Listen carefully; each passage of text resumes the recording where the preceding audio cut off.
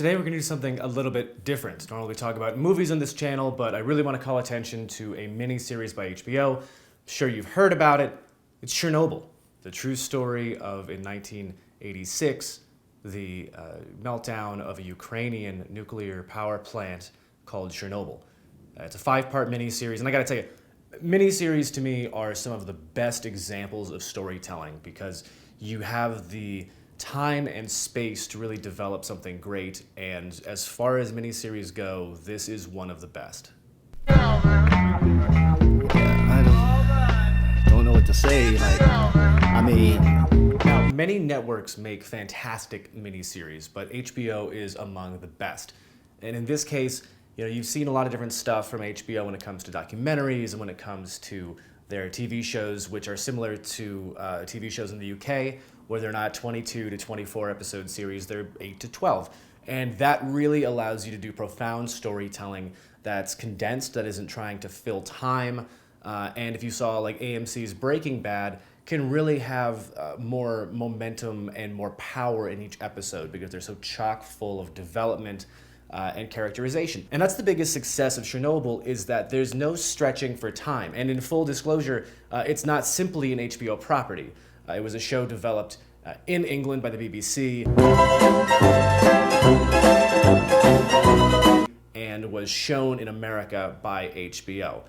So that gives them a lot of things that they can do that you wouldn't typically see on TV, and a lot of time and space to develop a story where you wouldn't get that in a normal film in the theater.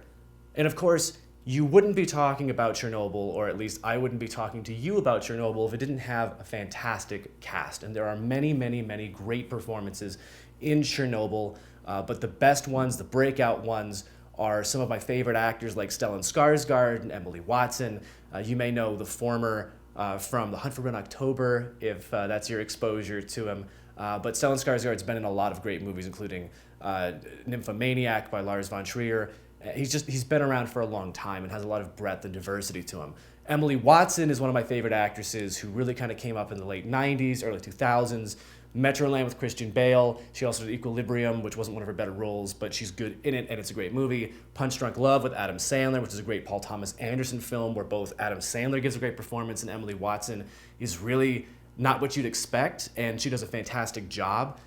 She's one of the actresses that I love to watch whenever she's out making movies, and as you see an actress develop through her career, unfortunately, especially in America, when they hit a certain age, they get certain types of roles, and Emily Watson is still finding really meaty and interesting roles that defies that norm. So congratulations to her. But the biggest probably breakthrough in this is Jared Harris, who you might know as the British member of the board for Mad Men. He joins I think season 3 with Don Draper, and kind of becomes one of the outside voices that really tries to change the ad agency. He's just a fantastic actor with a lot of range to him, and I talk about it a lot in the show.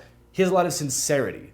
Whenever he delivers dialogue, it just seems earnest and genuine, and he has a look of tragedy about him that is so perfect in Chernobyl. So while many people might complain about the fact that it is a movie set in Russia, well, I guess the USSR more appropriately, it's not actually in Russia, but despite that, the actors are all British with British accents. I don't really care.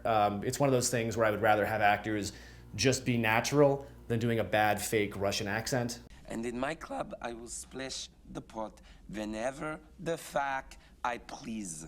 Get real. That didn't really bother me. The acting in this is fantastic, top to bottom. But what I really want to get into is the structure of this show and what makes it so profound. Specifically, I'm going to talk about the first episode, the last episode, and touch on the development from A to B, or in this case, episode 1 to episode 5. The first episode shows you the aftermath of the destruction of the core at the Chernobyl nuclear power plant.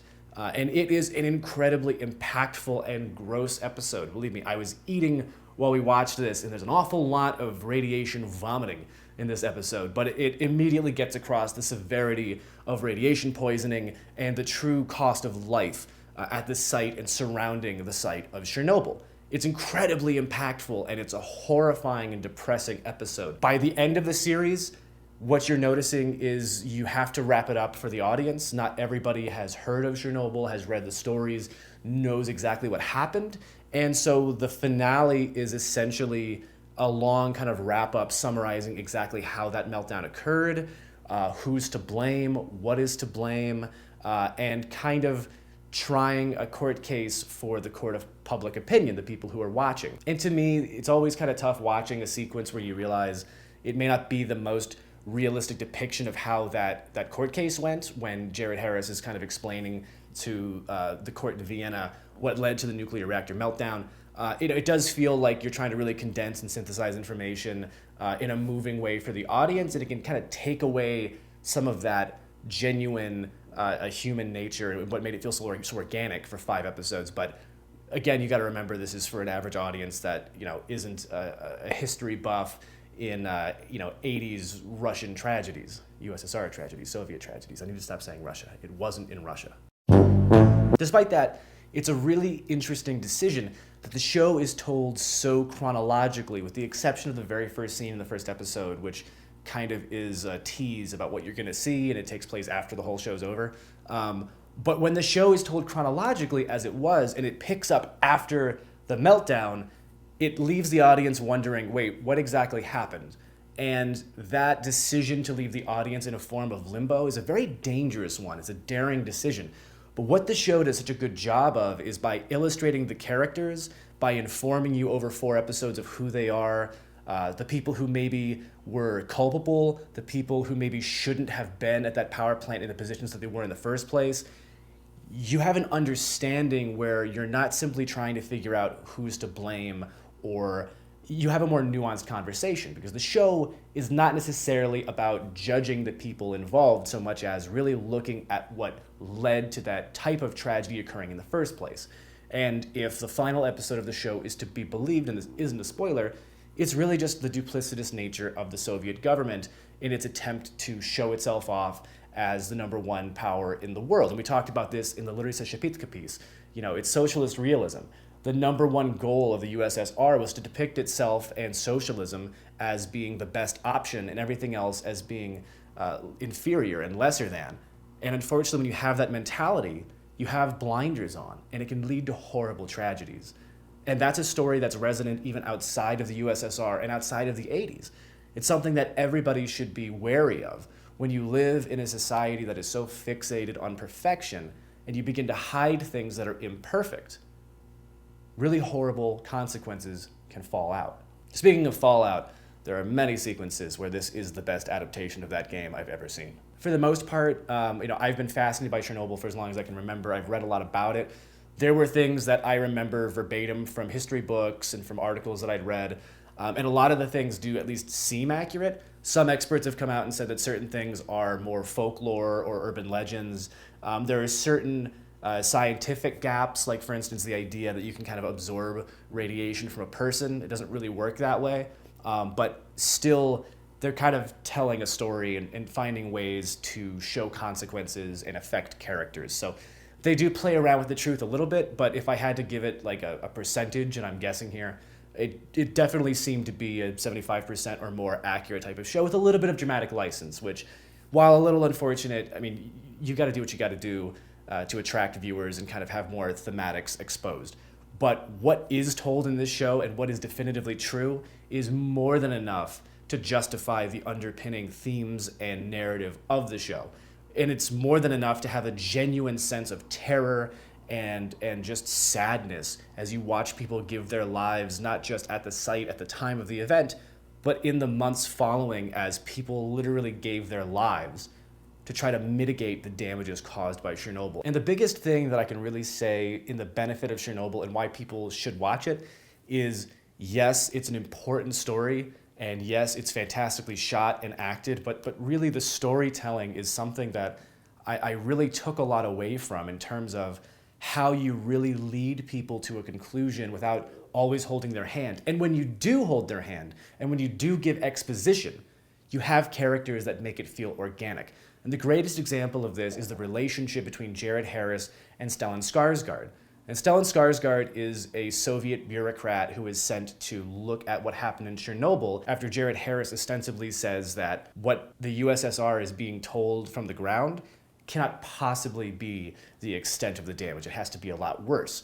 And so you've got an expert in Jared Harris and you've got sort of a layman who's the foil for the audience in Stellan Skarsgard, and you allow for that kind of exposition while these characters are getting to know each other. The biggest challenge whenever you're trying to adapt a real story into a piece of fiction, into a piece of drama, is you're not going to have that objectivity that you have in a documentary.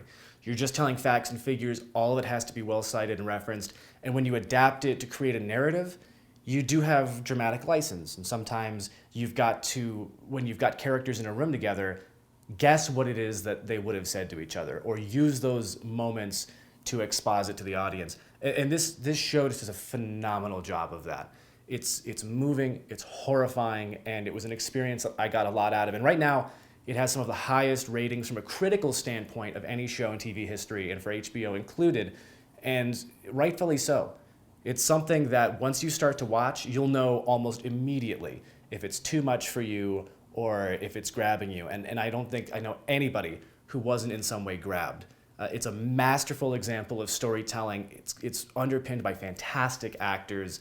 And though the last episode does veer into grandstanding and a somewhat unbelievable sort of series of monologues, it's a really interesting show that does a phenomenal job of concisely breaking down one of the most complicated tragedies in recent history. So if you get a chance, if you've got HBO Go, if you know a streaming service where you can see Chernobyl, go for it. Because at the end of the day, it does highlight not just the tragedy and struggle of human nature, but that when it comes to science, we are only as protected and as safe and as advanced as the people utilizing that science. And that's an important thing to know, to remember, but more importantly, to remember the lives of those lost in a completely unnecessary and wholly human tragedy. Also, it does a wonder for people who don't understand the terrors of graphite. So that's cool.